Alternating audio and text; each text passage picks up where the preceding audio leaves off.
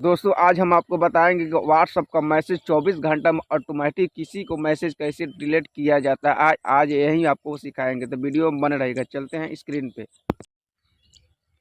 तो गाइज आ गए अपने मोबाइल की स्क्रीन पर। तो यहाँ बताते हैं कि किस तरह आप किसी का व्हाट्सअप का मैसेज जो भी किए रहते हैं, जितना मैसेज किए रहते हैं वो 24 घंटा बाद ऑटोमेटिक वो डिलीट हो जाए। क्योंकि डिलीट हो जाने के बाद गाइज पता है कि स्टोरेज आपका खाली रहता है, तो मोबाइल स्मूथिंग चलता है।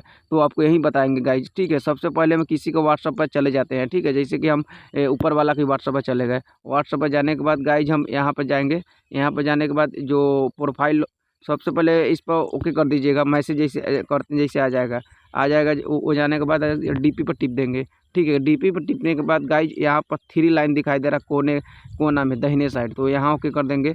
ओके करने के बाद नहीं सॉरी सर, सॉरी ऊपर ऊपर वहाँ नहीं जाना है, नीचे जाना है, नीचे ही थ्री लाइन पर नहीं ओके करना है। 3 लाइन पर ओके, यहाँ पर लिखा है डिस्पेयरिंग मैसेज, तो यहाँ पर ओके करेंगे।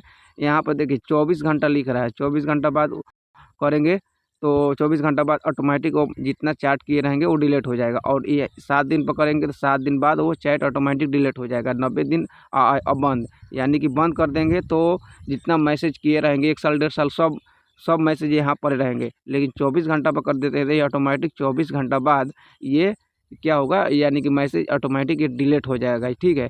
तो इस तरह आप अपना व्हाट्सअप का मैसेज डिलीट कर सकते हैं। अगर थोड़ा भी सीखने के लिए मिला है तो एक प्यारा सा लाइक ज़रूर कीजिएगा। Thank you so much, love you, bye.